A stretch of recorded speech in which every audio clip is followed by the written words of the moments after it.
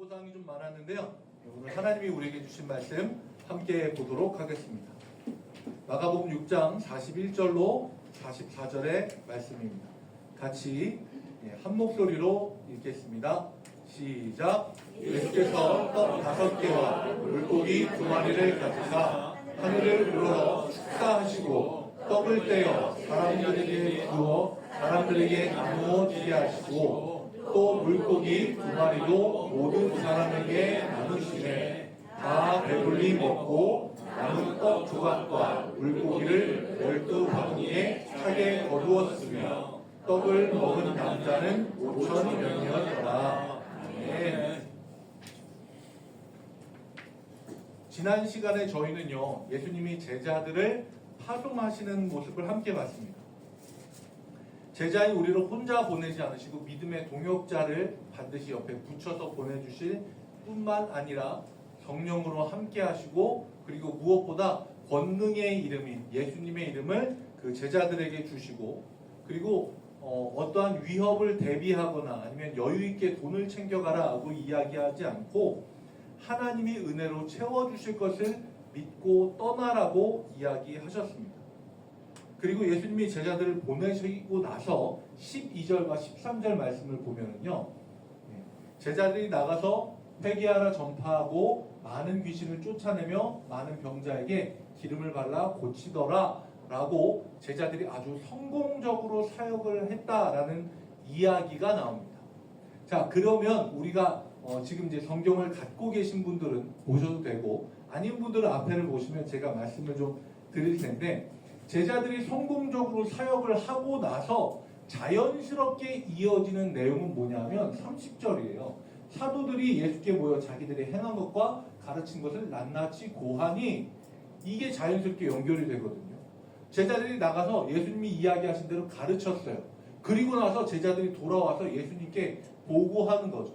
이게 이렇게 자연스럽게 이어지는데, 중간에 있는 14절부터 29절까지는 이 제자들이 파송돼서 나가서 일한 사역에 대한 내용이 아니라 전혀 다른 내용이 이 안에 포함이 되어 있어요. 그러면 이 안의 내용은 과연 뭐고, 마가가 왜 이렇게 썼을까부터 생각을 해야 됩니다. 마가가 예수님의 제자들이 파송받아 나간 얘기를 쓰다가 잠깐 딴 생각해서 다른 내용을 썼다가 아 맞다 이 얘기했었지 하고 밑에 다시 붙여 쓴 내용이 아닙니다. 마가는요, 의도를 가지고 일부러 이렇게 쓴 거예요. 그래서 우리는 이 마가의 의도를 파악하기 위해서 구조적인 걸 먼저 좀 봐야 됩니다. 구조적인 걸 좀 먼저 볼게요. 이거를 조금 이렇게 쉬운 말로 샌드위치 구조라고 해요. 그러니까 위하고 아래는 빵이에요. 똑같은 빵이에요. 그러니까 제자들이 예수님께 파송받아서 나간 내용들이에요. 그리고 밑에는 제자들의 파송 보고가 있어요. 그러면 이 중간에 있는 내용, 이걸 가지고 하나의 세트처럼 해서 이걸 전체를 통으로 하나의 메시지로 주는 겁니다.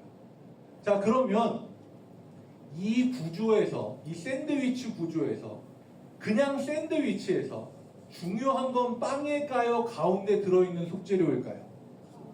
물론 둘 다 중요합니다. 빵도 중요해요. 왜냐하면 요새는 빵도 호밀빵, 귀리빵, 빵빵한 빵, 흰빵, 이런 빵들이 많이 있더라고요. 빵도 중요해요. 근데 가운데 들어간 속재료가 사실 그 샌드위치의 맛을 결정할 뿐만 아니라 샌드위치의 이름도 결정을 해요.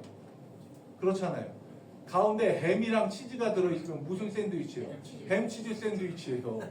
네, 그런 것처럼 가운데 들어있는 내용이 되게 중요한데, 그 들어있는 내용은 뭐냐면 세례 요한이 죽임을 당하는 내용이 그 가운데 내용으로 차 있는 거예요.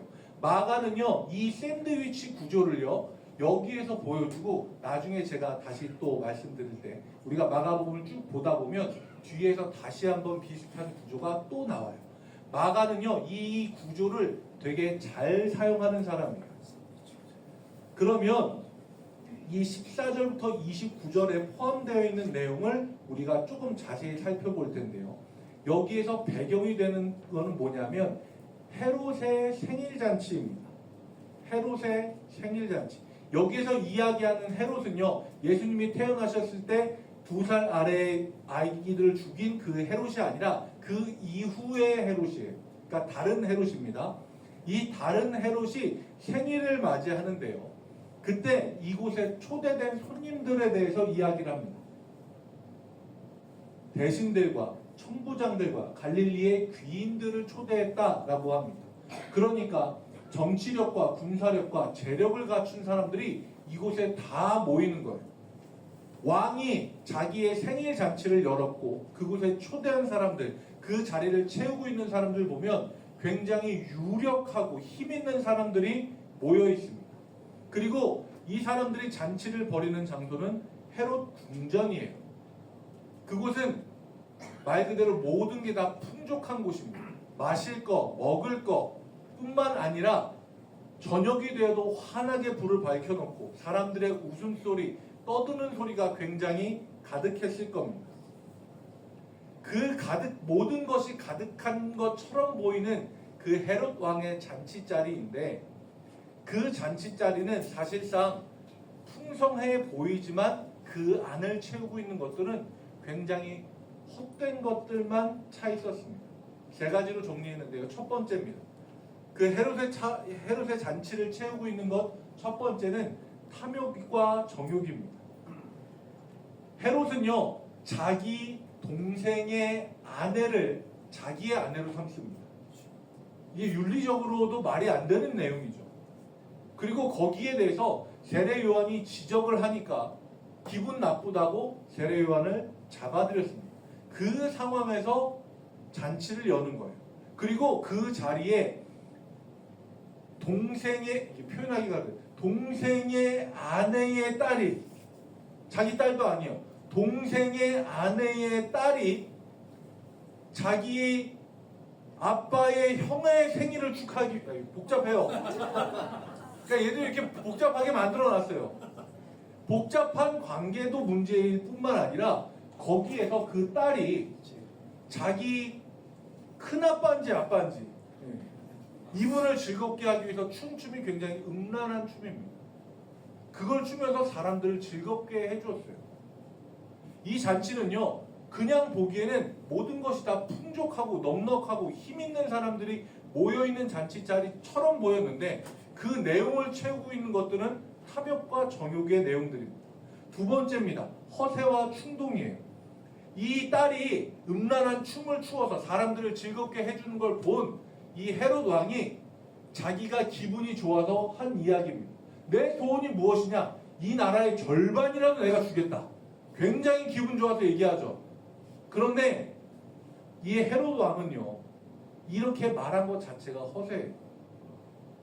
헤롯 왕은 분봉 왕입니다. 그러니까 나누어서 그 중에 한 군데를 맡아서 다스리는 왕이에요. 그런데 이 당시에 이스라엘을 4군데로 나누거든요. 그 4군데로 나눈 것 중에 한 지역만 다스리는 게 헤롯이었는데, 이 사람은 자기 주제 파악도 못하고, 야, 나라의 절반이라도 원하면 내가 줄게 라고 얘기하는데, 그러면 자기가 가진 거 주고 남의 것까지 또 뺏어서 줘야 되는 굉장히 어려운 상황인 거죠. 지 주제 파악을 못하고 그냥 허세에, 그 당시 기분 좋은 충동에 빠져서 내뱉는 대로 이야기를 한 그런 잔치자리였습니다. 3번째입니다. 무엇이 두려운지 몰랐어요. 헤롯은요, 요한이 자기의 잘못을 지적할 때 달갑지 않게 들었어요. 기분 나쁘게 들었어요. 그런데도 불구하고 이 요한은요, 하나님이 세운 사람이라는 걸 알았기 때문에 번민하면서도 그 얘기를 듣는 것을 즐거워했던 좀 이상한 사람입니다. 누군가 나에게 너 이거 잘못했어 그러면 야 뭐야 기분 나빠 나 네 얘기 안 들어 할 텐데, 기분은 나쁜데 그 얘기는 옳은 말인 거예요. 이거를 제일 쉬운 표현이 옳은 개소리라고 합니다. 제가 예전에 잘 들었던 이야기인데요. 제가 이제 사람들이 이렇게 있다가 뭐 잘못하면 이건 좀 아닌 것 같아 얘기하면 맞는 얘기인데 되게 기분 나쁘네 이렇게 반응을 하면서 옳은 개소리 한다 이렇게 이야기를 하더라고요. 요한의 이야기를 그렇게 들었던 사람이 헤롯이에요. 그런데 그 자리에서 음란한 춤을 추었던, 다른 성경에 보면 헤로디아라고 하는, 아니 헤로디아는 그 부인의 이름이고요. 그 딸이 살로메라고 하는 아이인데, 그 딸이 무엇을 요구하냐면 나라의 절반 필요 없습니다. 다만 이 자리에서 세례 요한의 머리를 접시에 쟁반에 담아서 나에게 주십시오라고 요구해요. 근데 그걸 이 딸이 자기가 생각해서 요구한 게 아니라 엄마랑 가서 논의를 합니다. 그랬더니 이 엄마는 억하심정이 있는 거예요. 자기가 지금 왕과 결혼해서 행복하게 살고 있는데 여기에 어깃장을 놓고 지적질을 해? 그런 세례요한 가만둘 수 없지. 야, 가서 세례요한 머리를 쟁반에 담아서 이 자리에서 달라 그래라 라고 이야기하는 겁니다. 그 요구를 들은 헤롯 왕은요, 고민합니다. 하지만 결국에 그 요구대로 들어줘라 라고 해요. 그 이유는 뭐 때문에? 체면 때문에, 사람들의 시선 때문에, 자기가 뱉은 말 때문에. 성경에 보면 자기가 맹세한 것과 그 앉은 자들로 인하여 그를 거절할 수 없느니라라고 이야기해요. 이 잔치는요, 겉으로 보기에는 굉장히 화려해 보였어요. 참석한 사람들 대단해 보였고, 장소 화려하고요, 모든 것이 풍족한 잔치처럼 보였습니다.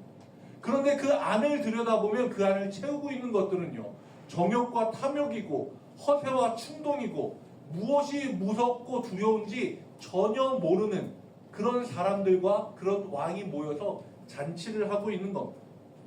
그리고 이 화려해 보이는, 겉으로만 그럴듯해 보이는 이 잔치의 클라이막스에 등장한 거는요, 쟁반에 담겨진 세례 요한의 머리입니다.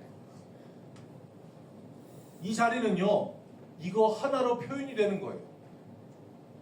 잔치 자리가 아니라 도살장이고요, 시끄러워 보이지만 굉장히 조용한 비명이 이 자리에 자리 잡고 있고, 성공한 사람들처럼 보이지만 그 속에는 시기와 질투, 모함과 죽음이 있는 불행한 자리였습니다.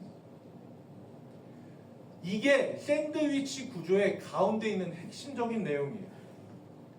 제자들의 전도 사역이 앞과 뒤에 자리하고 가운데 세례 요한의 비참한 죽음이 자리 잡고 있는 이 샌드위치를 마가는 지금 우리 앞에 내놓는 겁니다. 그리고 이걸 통해서 이야기하려고 하는 게 있어요. 그건 뭐냐면 이겁니다. 예수님이 제자들을 보내신 파송의 사역은요, 귀신이 쫓겨나가고 병자가 나음을 입는 기적과 능력이 있는 모습이 있지만, 그렇게 좋아 보이는 모습만 있는 게 아니라 그 한가운데는 언제나 고난과 핍박, 그리고 죽음의 위협이 있는 게 바로 제자들이 걸어가야 하는 길이라는 겁니다.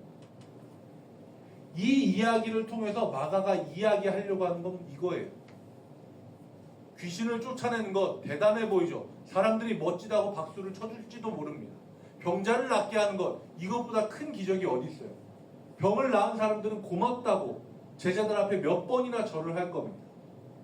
그렇게 영광스러워 보이는 것만 있는 게 아니라 제자들이 전도를 하다 보면 그 가운데는 언제나 죽을 수도 있고, 언제나 오해를 받을 수도 있고, 언제나 고난을 받을 수도 있는 게 제자들이 걸어야 하는 예수님께 파송받은 길이다 라고 하는 이야기를 마가는 이 구조 자체를 통해서 이야기하고 있는 겁니다. 그런데 우리는 이 샌드위치를 받아들면요, 먹고 싶지 않아요.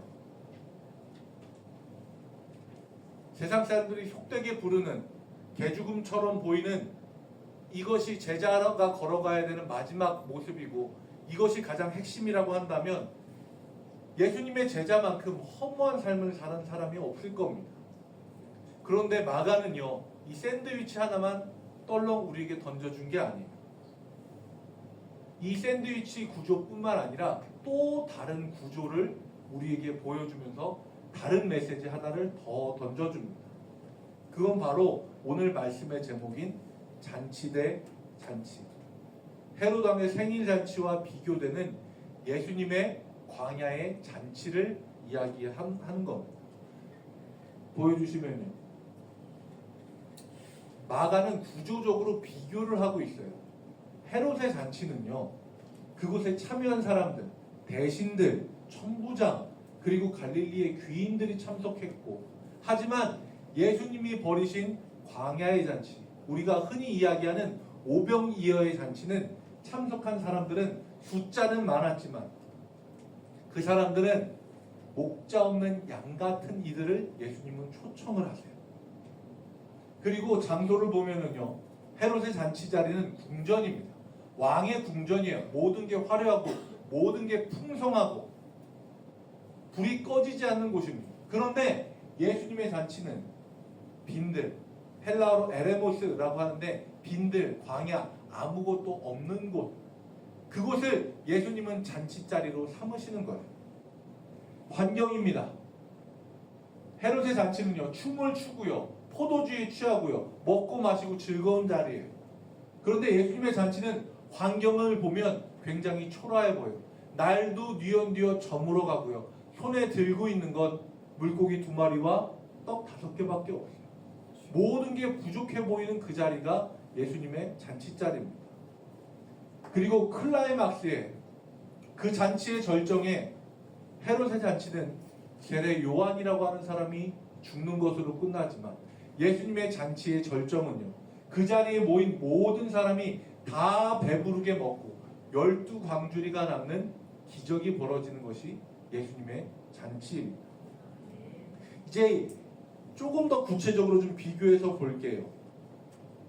예수님이 벌이신 잔치가 있습니다. 첫 번째, 여기에는요, 질서와 평안이 있습니다. 예수님이 제자들을 시켜서 사람들을 앉혀라 라고 이야기하고 100명씩 혹은 50명씩 정확하게 나누어서 앉혀줍니다. 그리고 그 모든 사람들로 하여금 푸른 잔디 위에 앉게 하시니 라고 이야기해요. 사실 저는 이게 환경적으로 그곳에 푸르른 잔디가 있을 거라고 생각하진 않습니다. 왜냐하면 그 앞과 뒤에 써있는 이야기가 계속해서 에레모스라고 하는 단어를 써서 이야기하거든요. 빈들, 광야, 아무것도 없는 곳이에요. 진짜 사막과 같은 곳에 사람들이 계속해서 몰려오는데 마가는 여기에서 굳이 푸른 풀밭 위에 그들을 앉게 하셨다라고 표현을 합니다. 이거는 우리로 하여금 떠올리게 하는 게 있어요. 제가 여기 써놨잖아요. 그대로 읽으시면 돼요. 뭐가 생각이 나십니까? 시편 23편의 푸른 초장이 생각이 나요. 이게 그냥 생각이 나는 게 아니라 앞에 표현을 했잖아요. 이 사람들이 목자 없는 양 같은 사람들. 그런데 이 사람들을 푸른 초장에 누이고 앉히는 게 누구예요? 예수님이시잖아요. 시편 23편이 떠오르는 장면을 마가는 구성해서 얘기를 하고 있는 겁니다. 예수님의 잔치에는요, 질서가 있고 평안이 있어요. 탐욕과 욕망이 가득 찬 자리가 아니라 질서가 있고 모두가 평안한 곳, 그곳이 예수님의 잔치자리입니다. 두 번째, 예수님의 잔치에는요, 감사가 있습니다. 예수님이 그 떡과 물고기를 들고 하늘을 우러러 축사를 하시고 라고 되어 있는데, 이 단어가 헬라어로 율로게오라고 하는 건데, 이게 우리가 이제 축사라고 하는 게 뭐 밥 먹기 전에 식사기도 하는 거 있잖아요. 요새는 3마디로 끝나잖아요. 갓땡큐 하면 끝나잖아요. 근데 그런 거 말고 그냥 진짜로 하나님께 찬양을 하는 거야. 하나님 이걸 주셔서 너무 감사합니다. 그냥 감사와 찬양과 영광을 하나님 앞에 올려드린 거, 이게 율로게오예요. 예수님은 그 떡과 먹을 걸 손에 들고 축사를 하셨어요. 감사를 하셨습니다. 예수님의 잔치는요, 감사가 넘치는 곳이에요. 사실 보리떡과 물고기, 헤롯의 잔치자리 가면은요, 에피타이저로도 이건 못 써요. 그걸 누가 먹어요? 왕의 자리, 잔치자리인데 누가 그냥 딱딱해진 보리떡을 먹고 거친 그 물고기 대충 막 구운 걸 누가 뜯어 먹겠냐고. 그런데 그 모든 것이 부족한 자리에서 예수님이 감사의 고백을 했을 때 기적이 일어나는 겁니다.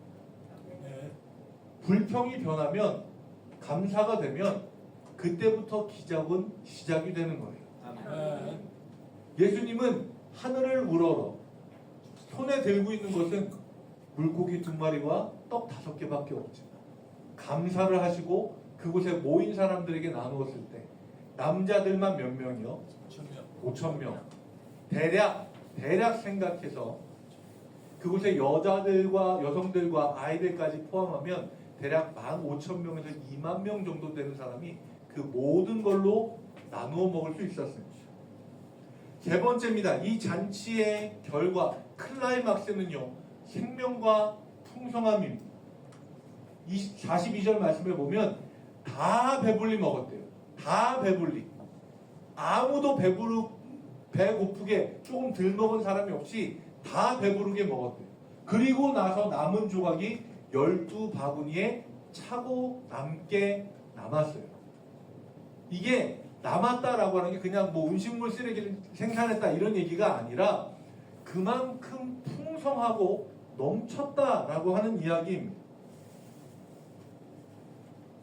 이 광야의 잔치자리, 오병이어의 기적에 대해서도 옛날에 제가 출애굽기의 기적 얘기할 때 그걸 이제 합리적으로 설명하려던 사람들이 있었잖아요.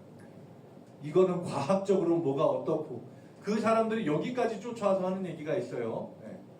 오병이어의 기적에 대해서 합리적이고 이성적으로 설명하려는 사람들이 어떤 얘기를 하냐면 이렇게 주장합니다. 사람들이 예수님을 따라오면서 빈손으로 오지 않았다. 다 각자 지 먹을 도시락은 준비해 왔지만 이걸 내놓으면 안 싸운 사람들에게 뺏겨 먹을까봐 눈치만 보면서 꺼내놓지 않았다.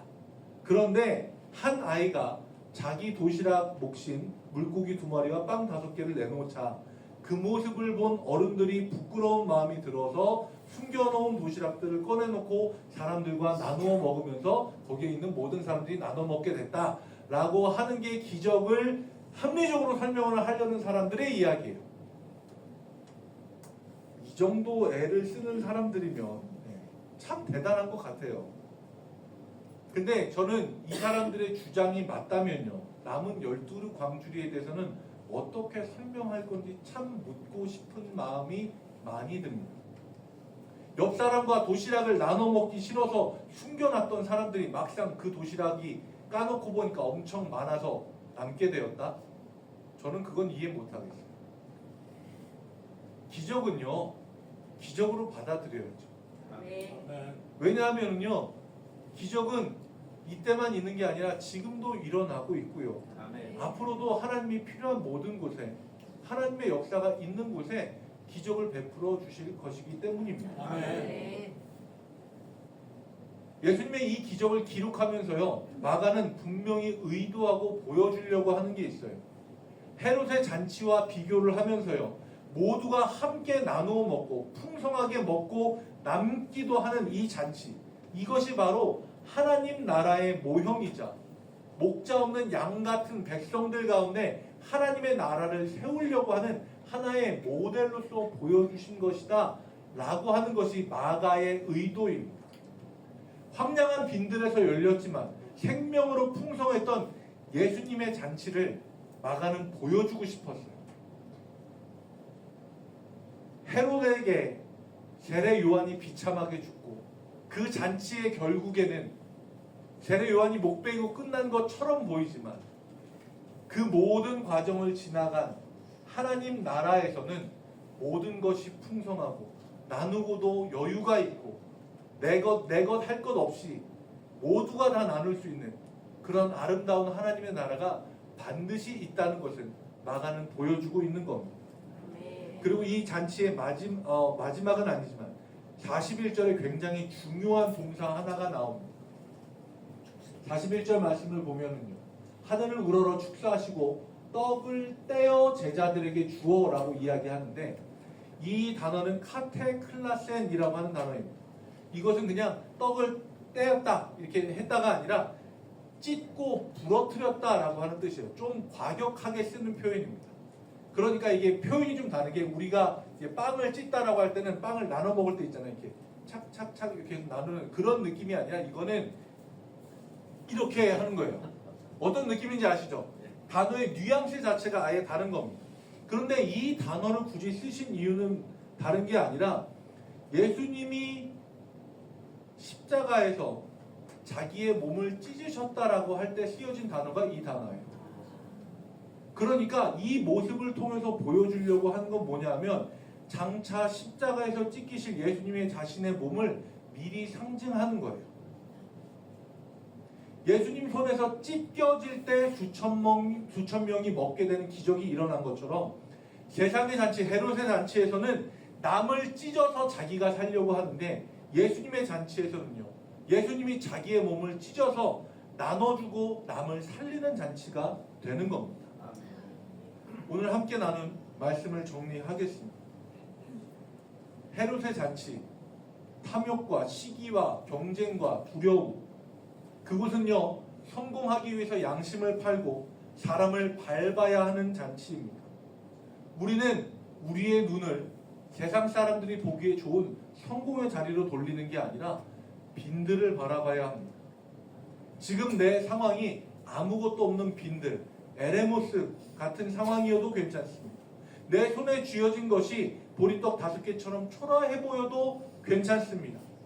그곳에 예수님이 계시면 초막이나 궁궐이나 내 주 예수 함께 계신 바로 그곳이 하나님 나라의 잔치 자리가 벌어지는 곳이기 때문입니다. 아멘. 주님은 우리의 그 인생을요, 주님의 손에 들고 율로게요, 축사하시고 축복하시고 우리의 삶을 아름답게 나누어서 세상을 먹이고 살리는 도구로 사용하실 것입니다. 아멘. 진정한 승리는 왕궁이 아니라 빈들에 있습니다. 아멘. 이 한 주간 살아가는 동안 세상의 헛된 잔치를 거절하고 예수님이 베푸시는 소박하지만 위대한 생명의 식탁에 그 자리에 함께 참여하고 앉는 저와 여러분들 장자 1교회 여러분들이 되시기를 주님의 이름으로 축복합니다. 아멘. 우리 함께 찬양하겠습니다.